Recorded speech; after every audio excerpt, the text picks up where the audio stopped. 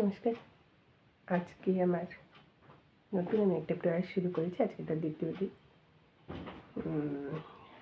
আজকে আমার নিবেদনে আছে রবীন্দ্রনাথ ঠাকুরের গল্পগুচ্ছের বিখ্যাত গল্প অতিথির একটি নির্বাচিত অংশ, তার সাথে বলাকা কাব্যগ্রন্থের বলাকা কবিতাটিরই একটি নির্বাচিত অংশ আমি একসঙ্গে পড়ছি। অতিথি গল্পেও আমাদের কম বেশি সকলেরই জানা। অতিথির মূল চরিত্র হলো তারাপদকে কেন্দ্র করে আবর্তিত হয়েছে। মূল চরিত্র আর তারাপদকে কেন্দ্র করে গল্পের শুরু এবং শেষ। তারাপদ অতিথি, অর্থাৎ কোনো বন্ধনে তাকে বেঁধে রাখতে পারেনি, কারণ সে অতিথি যেমন দীর্ঘ সময় কোথাও থাকে না, তেমনিভাবেই সে সকল বন্ধনে যেমন বাধা পড়েছে, আবার সকল বন্ধন ছিন্ন করে চলে গেছে সুদূরের ডাকে বারে বারে। সে চঞ্চল বলাকা, তার সাথে পাখা রয়েছে, তাই সে সুদূরের পিয়াসী। আমি একদম শেষের দিকের একটু অংশ পড়ছি, পড়ে তার সঙ্গে পড়ছি কবিতাটি শেষ অংশটি। এখানে অনেক চরিত্র আছে। তারাপদের মা, দাদা, সোনামণি এবং মতিবাবুর পরিবার, তার মেয়ে চারু, তারপর সোনামণি তার মেয়ে নয়, সকল চরিত্রই এসেছে। সকলের কাছে সে ধরাও পড়েছে ক্ষণিকের জন্য স্নেহের বন্ধনে, কিন্তু আবার সুদূরের ডাক তাকে বারবার ডেকে নিয়েছে তার নিজ নিজ ভূমে। সেগুলো সবই আলাদা আলাদা। শুরু করছি। শ্রাবণ মাসে বিবাহের শুভ দিন স্থির করিয়া মতিবাবু তারাপদের মা ও ভাইদের আনিতে পাঠাইলেন। তারাপদকে তাহা জানিতে দিলেন না। কলিকাতার মোক্তারকে গড়ের বাদ্য বায়না দিতে আদেশ করিলেন এবং জিনিসপত্রের ফর্দ পাঠাইয়া দিলেন। আকাশে নববর্ষার মেঘ উঠিল। গ্রামের নদী এতদিন শুষ্ক প্রায় হইয়াছিল। মাঝে মাঝে কেবল এক একটা ডোবায় জল বাঁধিয়া থাকিত। ছোট ছোট নৌকা সেই পঙ্কিল জলে ডোবানো ছিল এবং শুষ্ক নদীপথে গরুর গাড়ির চলাচল সুগভীর চক্রচিহ্ন খোদিত হইতেছিল। এমন সময় একদিন পিতৃগৃহ প্রত্যাগত পার্বতীর মতো কোথা হইতে দ্রুতগামিনী জলধারা কলহাস্য সহকারে গ্রামের শূন্য বক্ষে আসিয়া সমাগত হইল। উলঙ্গ বালক বালিকারা তীরে আসিয়া উচ্চস্বরে নৃত্য করিতে লাগিল। অতৃপ্ত আনন্দে বারংবার জলে ঝাঁপ দিয়া নদীকে যেন আলিঙ্গন করিয়া ধরিতে লাগিল। কুটির বাসিনীরা তাহাদের পরিচিত প্রিয় সঙ্গিনীকে দেখিবার জন্য বাহির হইয়া আসিল। শুষ্ক নির্জীব গ্রামের মধ্যে কোথা হইতে এক প্রবল বিপুল প্রাণহিল্লোল আসিয়া প্রবেশ করিল। দেশ বিদেশ হইতে বোঝাই হইয়া ছোট বড় আয়তনের নৌকা আসিতে লাগিল। বাজারের ঘাট সন্ধ্যাবেলায় বিদেশি মাঝির সঙ্গীত ধ্বনিতে মুখরিত হইয়া উঠিল। দুই তীরের গ্রামগুলি সম্বৎসর আপনার নিভৃত কোণে আপনার ক্ষুদ্র ঘরকন্যা লইয়া একাকিনী দিন যাপন করিতে থাকে। বর্ষার সময় বাহিরের পৃথিবী বিচিত্র পণ্য পহারে লইয়া গৈরিক বর্ণ জলরথে চড়িয়া এই গ্রাম কন্যাগুলির তত্ত্ব লইতে আসে। তখন জগতের সঙ্গে আত্মীয়বর্গে কিছুদিনের জন্য তাহাদের ক্ষুদ্রতা ঘুচিয়া যায়। সমস্তই সচল সজাগ এবং সজীব হইয়া ওঠে। মৌন নিস্তব্ধ দেশের মধ্যে সুদূর রাজ্যের কলপদধ্বনি আসিয়া চারিদিকের আকাশকে আন্দোলিত করিয়া তোলে। সেই সময় কুড়ুলকাটায় নাগবাবুদের এলাকায় বিখ্যাত রথযাত্রীর মেলা হইবে।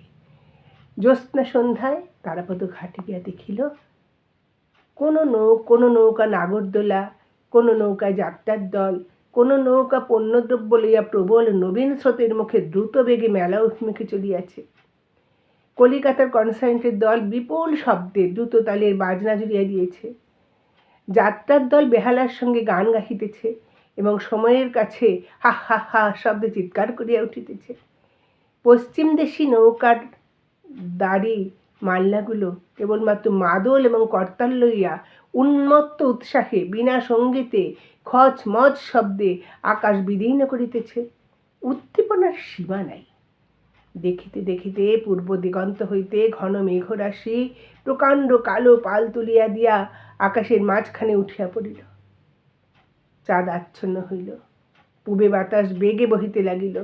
মেঘের পশ্চাতে মেঘ ছুটিল। নদীর জল খল খল হাস্যে স্ফীত হইয়া উঠিতে লাগিল।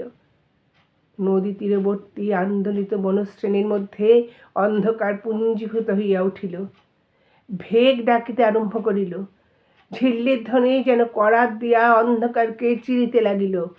সম্মুখে আজ যেন সমস্ত জগতের রথযাত্রা। চাকা ঘুরিতেছে, ধ্বজা উড়িতেছে, পৃথিবী কাঁপিতেছে। মেঘ উড়িয়াছে, বাতাস ছুটিয়াছে, নদী বহিয়াছে, নৌকা চলিয়াছে, গান উঠিয়াছে। দেখিতে দেখিতে গুরু গুরু মেঘ ডাকিয়া উঠিল। বিদ্যুৎ আকাশকে কাটিয়া কাটিয়া ঝলসাইয়া দিল। সুদূর অন্ধকার হইতে একটা মুষলধারা বর্ষি বৃষ্টির গন্ধ আসিতে লাগিল। কেবল নদীর এক তীরে এক পার্শ্বে কাঁঠালিয়া গ্রাম আপন কুটির দ্বার বন্ধ করিয়া দীপ নিবাইয়া দিয়া নিঃশব্দে ঘুমাইতে লাগিল। পরদিন তারাপদর মাতা ভ্রাতাগণ কাঠালিয়ায় আসিয়া অবতরণ করিলেন। পরদিন কলকাতা হইতে বিবিধ সামগ্রীপূর্ণ 3খানা বড় নৌকা আসিয়া কাঠালিয়ার জমিদারি কাছারিতে ঘাটে লাগিল এবং পরদিন অতি প্রাতে সোনামণি কাগজে কিঞ্চিত আমসত্ত্ব এবং পাতার ঠোঙায় কিঞ্চিত আচার লইয়া ভয়ে ভয়ে তারাপদর পাঠক গৃহদ্বারে আসিয়া নিঃশব্দে দাঁড়াইল। কিন্তু পরদিন তারাপদকে দেখা গেল না। স্নেহ, প্রেম, বন্ধুত্বের ষড়যন্ত্র বন্ধন তাকে চারিদিক থেকে সম্পূর্ণরূপে ঘিরিবার পূর্বেই সমস্ত গ্রামের হৃদয়খানি চুরি করিয়া একদা বর্ষার মেঘান্ধকারে রাত্রে এই ব্রাহ্মণ বালক আসক্তিবিহীন উদাসীন জননী বিশ্ব পৃথিবীর নিকট চলিয়া গিয়াছে। মনে হলো এ পাখার বাণী দিল আনি শুধু পুলকের তরে। পুলকিত নিশ্চলের অন্তরে অন্তরে বেগের আবেগ, বেগের আবেগ। পর্বত চাহিল হতে বৈশাখের নিরুদ্দেশ মেঘ।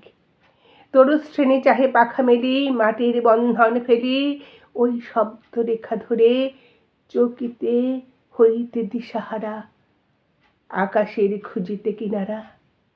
এ সন্ধ্যার স্বপ্ন টুটে বেদনার ঢেউ উঠে জাগি সুদূরের লাগি।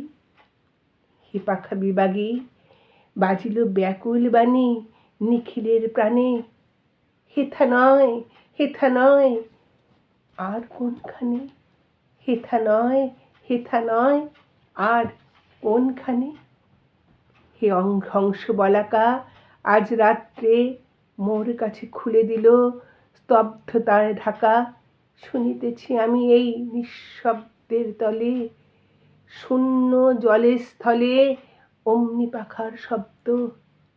উদ্দাম চঞ্চল তৃণদল, মাটির আকাশ পরে ঝাপটেছে ডানা। মাটির আধার নিচে কে জানে ঠিকানা। মেলিতেছে অঙ্কুরের পাখা, লক্ষ লক্ষ বীজের বলাকা। দেখিতেছি আমি আছি আজ এই গিরিরাজে, এই বন চলিয়াছে উন্মুক্ত ডানায়। দ্বীপ হতে দ্বীপান্তরে, অজানা হইতে অজানায়। নক্ষত্রের পাখার স্পন্দনে চমকেছে অন্ধকার আর আলোর ক্রন্দনে। শুনিলাম মানবের কত বাণী, শুনিলাম মানবের কত বাণী, দলে দলে অলক্ষিত পথে উড়ে চলে। অস্পষ্ট অতীত হতে অস্ফুট সুদূর যুগান্তরে শুনিলাম আপন অন্তরে, অসংখ্য পাখির সাথে দিন রাতে এই বাসা ছাড়ি পাখি ধায় আলো অন্ধকারে, এই বাসা ছাড়ি পাখি ধায় আলো অন্ধকারে। কোন পার হতে কোন পারে ধনিয়া উঠেছে শূন্য নিখিলের পাখার এ গানে, হেথা নয় অন্য কোথা, অন্য কোথা, অন্য কোনোখানে, হেথা নয় অন্য কোথা, অন্য কোথা, অন্য কোনোখানে। তারাপদ এমনই, তারাপদরা এইরকমই, তারা কোথাও বাধা পড়ে না। তাই হেথা নয় অন্য কোথা, অন্য কোথা, অন্য কোনোখানে। অর্থাৎ আমাদের চঞ্চল মন সবসময় বেঁধে রাখা যায় না। অতিথি যেমন কোনো সময় নির্ঘণ্ট মেনে আসেনও না এবং চিরদিন থাকেনও না, অথচ ক্ষণিক সময় এসে সমস্ত কিছুকে আপন করে নেয় এবং আপন করে দেয়। এটাই হলো অতিথির উপহার। একটা প্রয়াস মাত্র চেষ্টা করলাম। আপনারা আপনাদের মন্তব্য জানাবেন ভুল ত্রুটি। শুভেচ্ছা অপরাণ, শুভরাত্রি, সবাই খুব ভালো থাকবেন।